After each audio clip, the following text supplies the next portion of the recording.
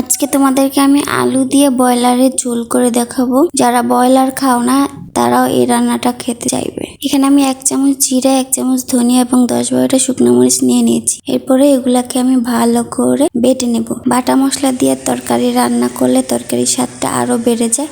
এই জন্য আমি আজকে তোমাদেরকে কোনো গুঁড়া মশলা দিব না, গুঁড়া মশলা ছাড়াই রান্না করে দেখাবো। আর আমার চ্যানেলে নতুন হয়ে থাকলে আমার চ্যানেলটি সাবস্ক্রাইব করে দিবেন। ভিডিওটি ভালো লাগলে একটা লাইক করুন। আর আমার গোশত রান্নাটি কেমন হলো কমেন্ট করে জানান। দেখুন আমার বাটা প্রায় শেষ, একটু মিহি করে বেটে নেবেন। এখন আমি রান্নাতে চলে যাব। এখানে 1 কাপ পেঁয়াজ কুচি নিয়ে নিলাম, 2টা আলু কেটে নিলাম। আলুটা আমার পছন্দ, এই জন্য 2টা কেটে নিলাম। এখানে গোশতটা আমি লেবু আর লবণ দিয়ে ভালো করে 10 মিনিট রেখে দিয়ে ধুয়ে নিয়েছি। লেবু আর লবণ দিয়ে ধুয়ে নিলে মাংসের গন্ধটা চলে যায়। এখানে বাটা মশলা নিয়ে নিয়েছি, আদা রসুন, জিরা, শুকনা মরিচ, ধনিয়া নিয়ে নিয়েছি। এখন রান্নাতে চলে যাব। বিসমিল্লাহ। 1 টেবিল চামচ তেল দিয়ে দিলাম, তার ভিতরে কিছুটা লবণ আর আলুগুলা দিয়ে একটু হলুদ দিয়ে ভালো করে ভেজে নিব। আলুগুলা ভেজে নিলে খেতে অনেক মজা লাগে, এই জন্য আমি লাল লাল করে ভেজে নিব। আমি আলু অনেক পছন্দ করি, এই জন্য আলু দিয়েছি, আপনারা স্কিপও করতে পারেন। আমার আলুগুলা ভাজা হয়ে গেছে, এখন আমি উঠিয়ে নিচ্ছি। দেখুন একটু লাল লাল করে ভাজবেন, তাহলে খেতে মজা হয়।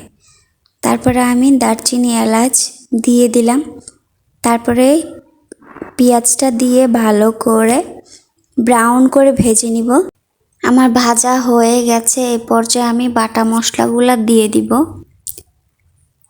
বাটা মশলাগুলো দিয়ে এর কাঁচা গন্ধ যাওয়া পর্যন্ত আমি মশলাটাকে ভেজে নিব। তারপরে 1 চামচ হলুদ, স্বাদ মতো লবণ দিয়ে আমি আরও খানিকটা ভেজে নিব।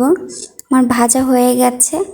এখন আমি পরিমাণ মতো অল্প একটু পানি দিয়ে মশলাটাকে কষিয়ে নিব। দেখুন আমার মশলাটা কষানো হয়ে গেছে। যখন মশলা থেকে তেল ছেড়ে দিবে তখন আপনারা গোশতটা দিয়ে দিবেন। আমি সম্পূর্ণ গোশতটা দিয়ে দিয়েছি, শুধুমাত্র কলিজাটা রেখে দিছি। কলিজাটা এখন দিলে কলিজা খেতে তিতা লাগে, এই জন্য কলিজাটা আমি পরে দিব। এখন নেড়ে চেড়ে মশলাটা ভালো করে ভুনে নিব।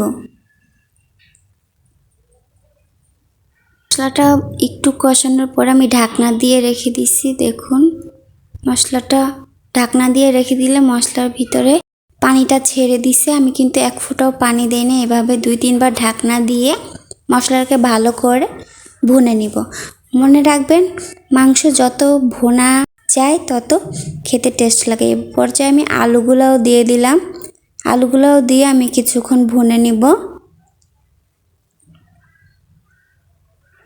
তারপর আমি আবারও ঢাকনা দিয়ে এভাবে আবারও ভুনে নিব। মাংস থেকে বের হওয়া যে পানিটা শুকিয়ে গেলে আমি এই পর্যায়ে ঝোল দিয়ে দিব।